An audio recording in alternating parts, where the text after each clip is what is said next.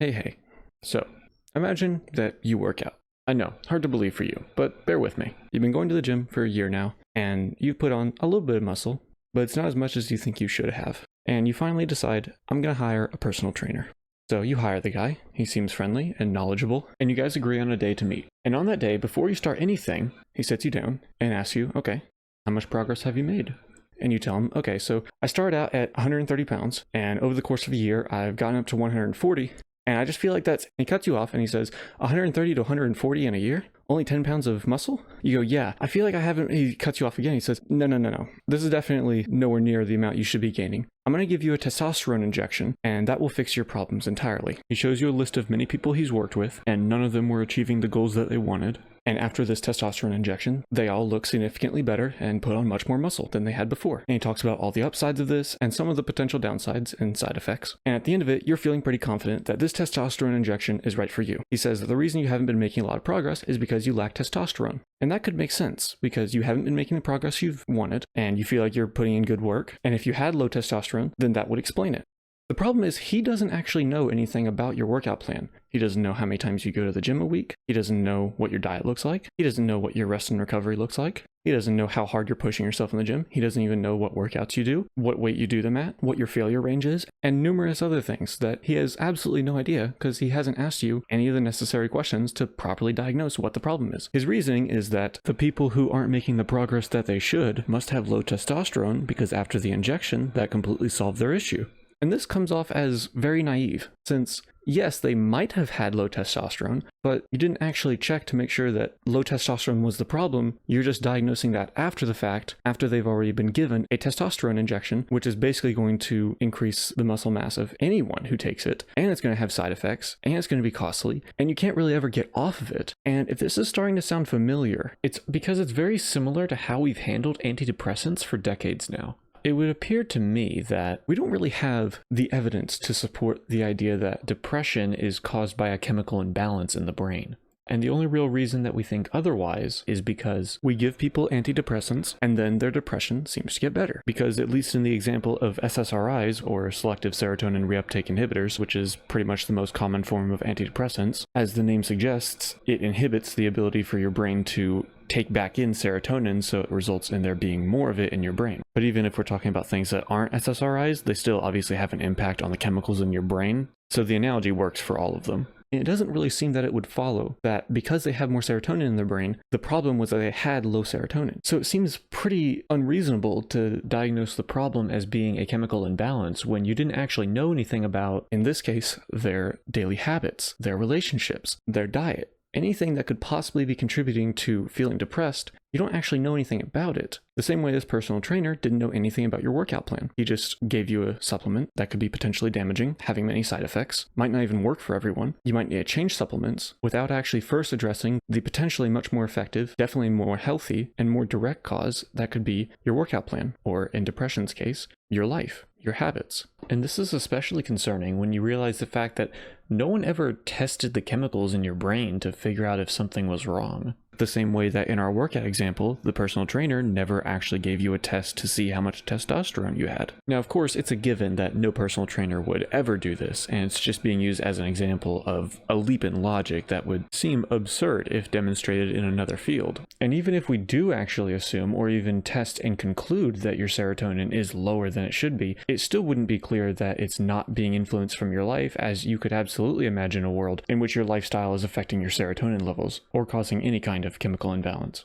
Now, to explain why the title of the video is what it is, in the case of the exercising example, if it turned out that instead of the problem being some unfortunate genetic predisposition that you have that you can't really do anything about other than getting an injection that has a bunch of side effects, wouldn't you much prefer it to just be something that you're doing wrong, that's your fault, that you can change, and that you have control over? Something like not getting enough protein, not getting enough sleep, not having enough sets, not pushing yourself hard enough. There are so many things that you could be doing wrong that you can change. So in this video, I wanted to talk a little bit bit about 8 things that might be causing your depression, or the lack of one of these 8 things, or potentially multiple, that could be causing you to feel depressed. And if you get all these 8 things in check, I believe that it is very, very unlikely that you will be feeling depressed. Now, of course, I'm not saying that you should only use antidepressants as an absolute last-ditch effort after getting absolutely everything else in your life perfect, and if you're still depressed, then only go to them then. Now, I do think that that's a good use case for them, but another great use case that is probably even better is if you're feeling so depressed that you don't even have the motivation to get out of bed to start on these 8 things to even get your life in order, then that is probably the best use case for an antidepressant, to get on one, to feel better in the moment, but not to become reliant on it, and to use that boost in motivation and happiness to create a life in which you can eventually taper off the antidepressant and be perfectly happy without it.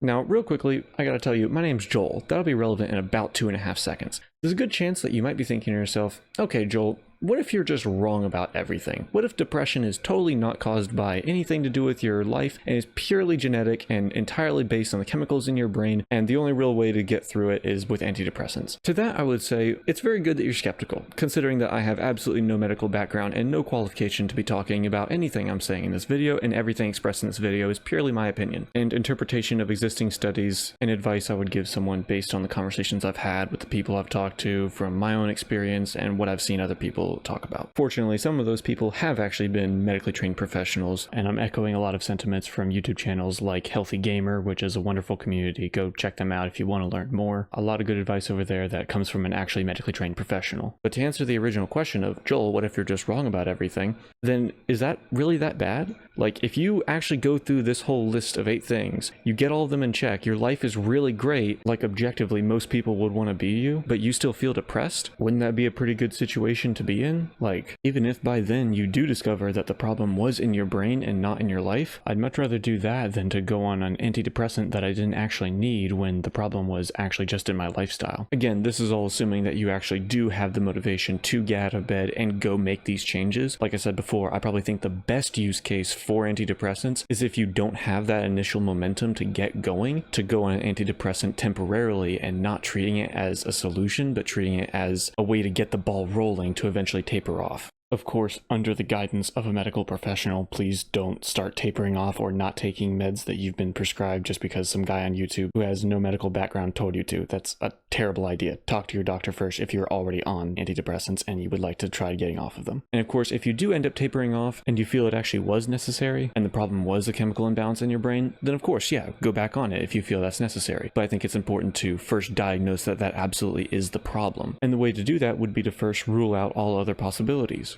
Another completely valid objection you might have is that you don't actually have complete agency over your life. And throughout the list in each category, I'll kind of go over why that might not be as true as you think, or even if it is true, it might actually not be that relevant. Now, I don't want anyone to think that this is me trying to tell other people how to live their life. Do what's best for you. I just want you to see this as a springboard for your own thinking. And if this sounds like a really good idea to you, or if you've completely exhausted a lot of other options and you're kind of feeling like you're in a dead end, then you might want to try the things that I'm talking about. And if it doesn't really work, then worst case scenario, you improved your life. Sorry. Now, I know this intro has droned on for quite a long time now, but before we get into it, I just want to say thank you for watching. I know in today's society, everyone's fighting for your attention, and sometimes it can be hard to just sit down and listen to someone yap about something that they're passionate about for a few minutes, even if you do speed it up like I do with everyone. Probably why I talk so fast. But it does mean a lot to me, so thank you. Alright, so we're finally going to get into the list now, and this list is in absolutely no particular order. I just wrote them down as they came to me. And of course, depending on the person, some of these things are going to have a much bigger impact on your mental health than others, just based on what you value and what makes you happy. The first one we're going to talk about is super simple. It's just sleep.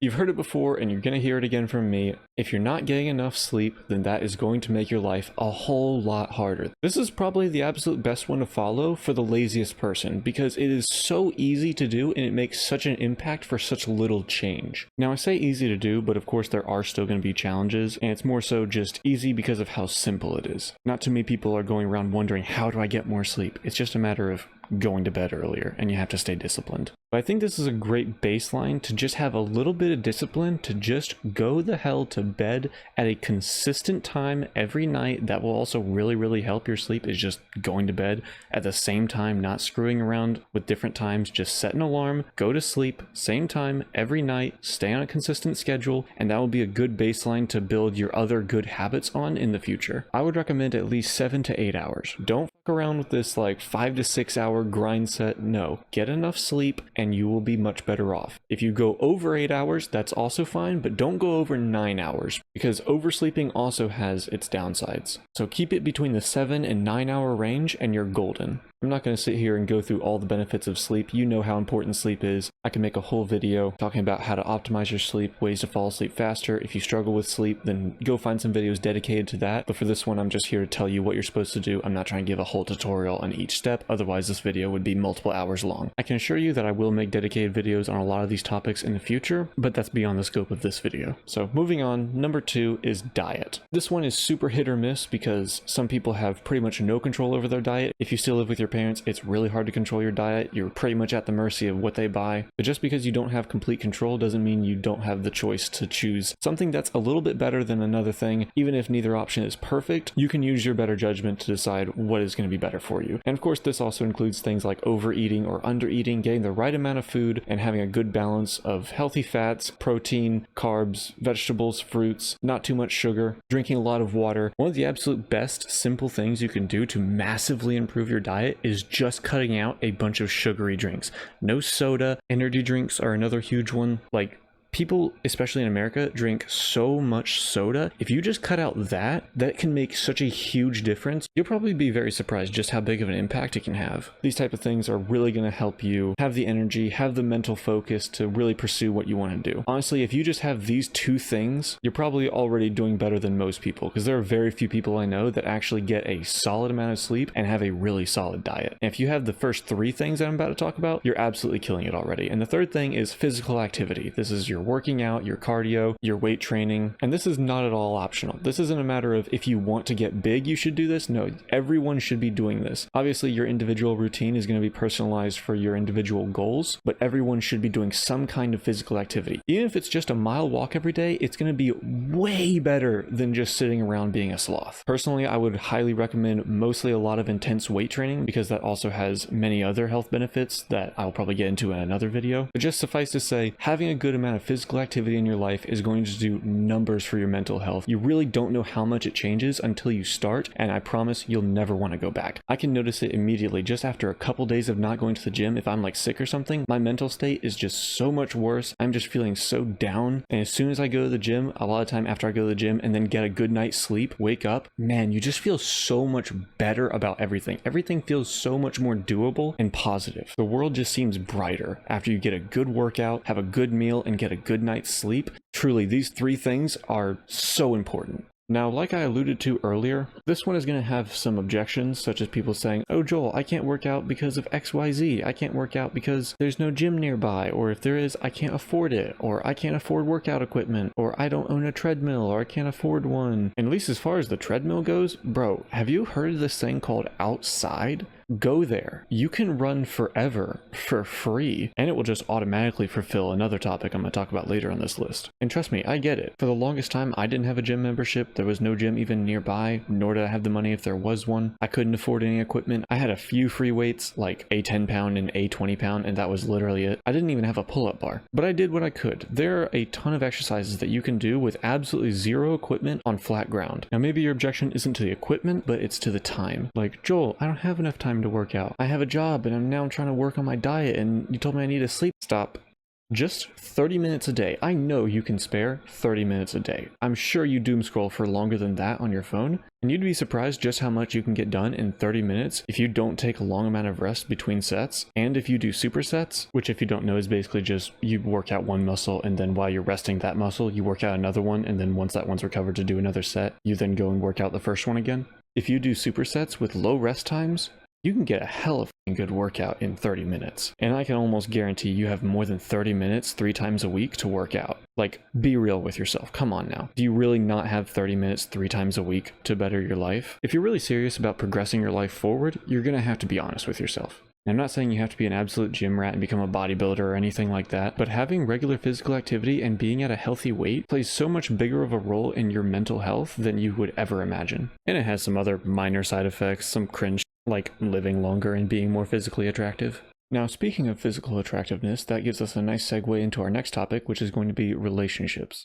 Of course, this is referring to more than just your romantic relationships, even though that is hugely important. This section also includes things like your friendships, how close you are with your family, how you interact in these relationships, how you cultivate these relationships, how you and them support one another. Now, you already know that this is a topic that's a lot more complicated than I'm going to be able to get into in this video. Naturally, I'm confident that I don't have to tell you just how important relationships can be. Everything becomes a lot harder when you have to do everything on your own, and you don't have anyone to vent to or to talk about your problems, to have a shoulder to cry on, to have someone to just give you a genuine hug at the end of a hard day. You know, humans are social creatures, and when an individual spends prolonged periods of time alone, that's the kind of thing that can very quickly deteriorate your mental health. Now, this section and the next one we're about to talk about both share a commonality that I would like to touch on briefly, and that is that they're both influenced a lot by factors outside of your control. I'm sure a lot of you are thinking, oh, Joel, I don't have a relationship because of X, Y, and Z. These things are out of my control. And the same goes for the next topic we're going to talk about. I fully acknowledge that there are so many things out of your control when it comes to relationships. The main one you're probably thinking about, which is a romantic partner. These are things that I've struggled with my whole life and continue to struggle with in one way or another to this day. I'm not saying there aren't factors outside of your control that contribute to the fact that you don't have a girlfriend or a boyfriend or a close-knit friend group, but it is still your responsibility to do everything that is in your control to be able to cultivate these relationships in your own life. And if you haven't even attempted to do that, then you really can't blame anyone else but yourself. We could sit here all day and play the blame game, talking about what factors are out of your control and how you're just unlucky and how your life sucks. Everybody can do that with anything.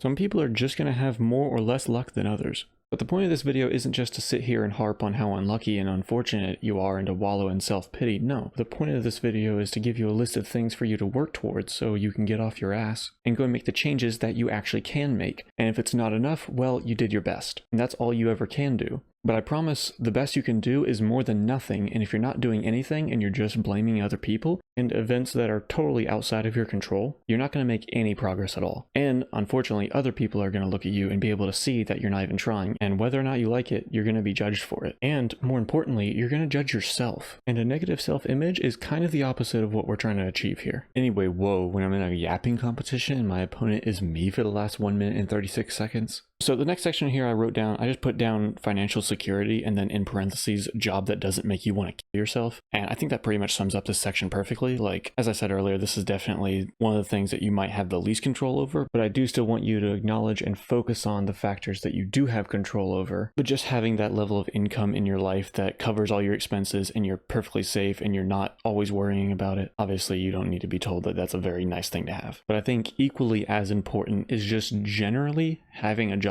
that you actually don't hate. You don't have to love your job. No one absolutely loves their job. Even if you do what you love for a living, eventually it will begin to feel like a job or feel like work. But having something that you at least generally don't despise, like I said, a job that doesn't make you want to kill yourself, is absolutely vital. Like, even if you're making 100, 200, 300,000 a year, whatever number that you can throw out there that you would say, I'd be happy if I made that much. Even if you're making that much, if every single day you clock in work, you just dread it, and every single day you have off, you're just filled with stress and anxiety about going back in, like, that's not healthy. You're not going to be happy doing that. Of course, I don't have all the answers here on how to get that job. If I did, I promise I would have it myself. This is definitely the area in which I'm struggling the most in my own life personally, but it is still a goal to work towards, and if you ever achieve it, you know you're on the right track. Even if I don't have all the answers, like, it's obviously not something to ignore given how big of a part of our life work is, so of course I have to mention it. Moving on, and this is the one I alluded to earlier about physical activity. If you do it in a certain way, you'll already achieve this one, and that's going outside. And this is probably not something that you expected me to talk about, but it really is so easy to feel so much better by just going outside for a little bit. Even just going outside for 10 10, 20, 30 minutes, just listen to some music, enjoy the fresh air. Fresh air is a real thing, by the way. Like, I know your parents told you, oh, you gotta get some fresh air. No, it's actually real that when you're in an enclosed environment and you're breathing out carbon dioxide, a very slight change in increase in the carbon dioxide level of a room actually has a lot of effects on the human psyche and parts of your brain. It actually makes you actually lose IQ, or at least people act as if and test lower on things like IQ tests than they would otherwise. It's very interesting. If you want to look into it, I'd highly recommend it. But going outside, our bodies evolved over thousands of years to be outside, and the fact that we spend so much time indoors, you cannot be surprised that we are so depressed nowadays. Go for a walk, hell, go for a run, go for a jog, even just driving around a little bit in your car with the windows down, that's fine. Just go outside and you'll be surprised just how much better your mood is. Just dedicate a little bit of time to go outside, even if it's just on your front porch every day, and I promise that will help. I would say this is one of those that really helps early on when you just don't have the motivation to really do anything and you feel like life is hopeless. Just take some outside time. It's very quick. It helps so much. When you have everything else in check, I don't think I'd really look at someone and go, oh, they don't spend enough outside time, that's why they're depressed. Like, that's ridiculous. But if you don't have anything else on this list and you're spending a bunch of time inside, that's going to compound all the other effects. I don't think this is going to solely cause anything, but it's a nice thing to do. Maybe do one of the other things on this list while you're outside. You know, hang out with people, cultivate relationships, do some physical activity outside, do one of your hobbies outside, which is the next one we're going to talk about, and that's meaningful hobbies.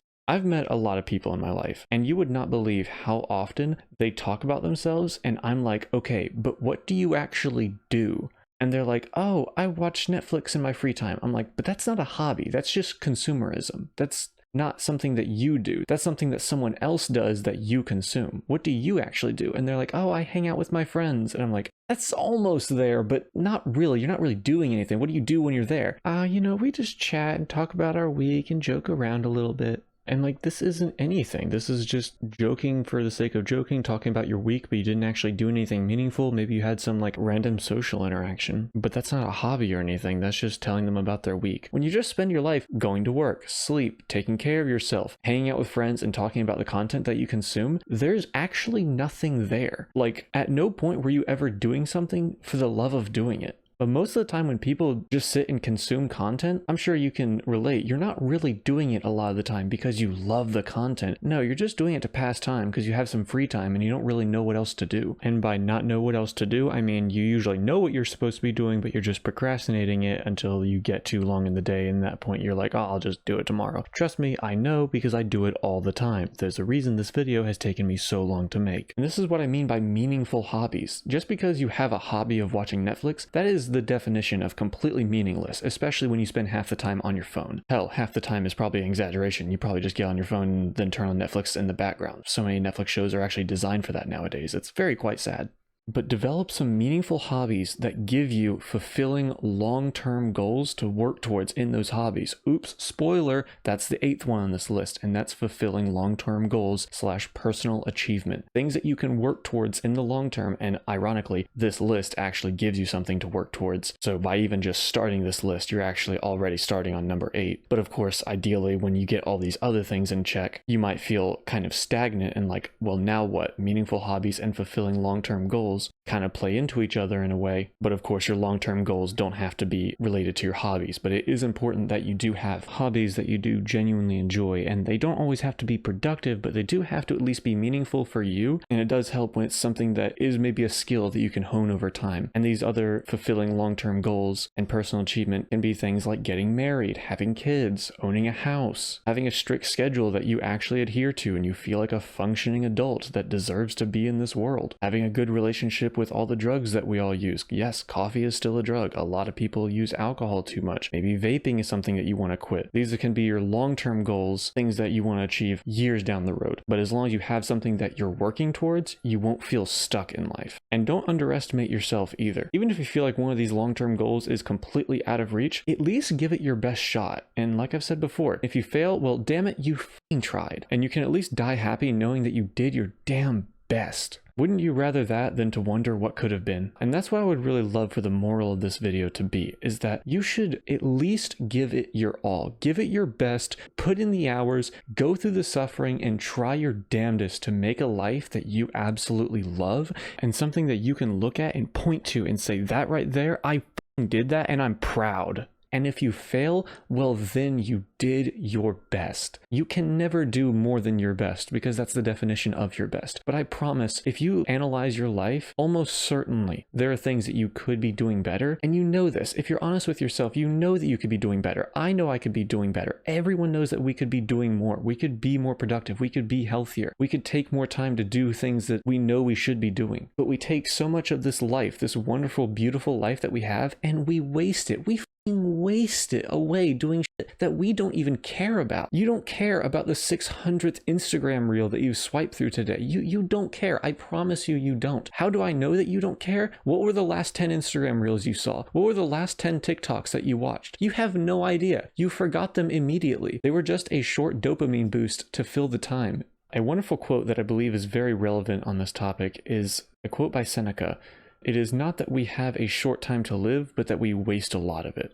And this is more true nowadays than ever. You really can achieve so much more than you probably think, but you have to be honest with yourself, and you have to sacrifice some of those wasteful activities that are just short dopamine boosts that don't actually benefit you in the long term for things that may be hard today, but will benefit massively tomorrow. Now, rounding out this video, in conclusion, I want to reiterate what I said earlier, which is that I don't want you to think that I'm just trying to sit here and tell you how to live your life and that I think I have it all figured out. No, I'm working through everything just like everyone else. I absolutely wouldn't consider myself depressed in any way, but I'm still working towards these things. And I believe working towards these things can absolutely help with someone who may be feeling depressed. Again, even if you don't have diagnosed depression. Another important note is that if you're going to make a bunch of changes in your life, do not try to make all of them at the same time. Your body is not designed to drastically change everything about your schedule and routine in one instant. Take one thing at a time that you want to improve in your life. It doesn't have to be perfect, but get that to an adequate and acceptable level before starting to incorporate other things. You can maybe work on a couple at a time, maybe even a handful, but don't try to massively overhaul your life overnight. You're going to get burnt out and you're going to fall right back into your old ways, and no one wants that. You have your whole life to work on these things. Don't rush it. Take things slow. You have your whole life ahead of you. You don't have to wake up tomorrow being a fixed human being.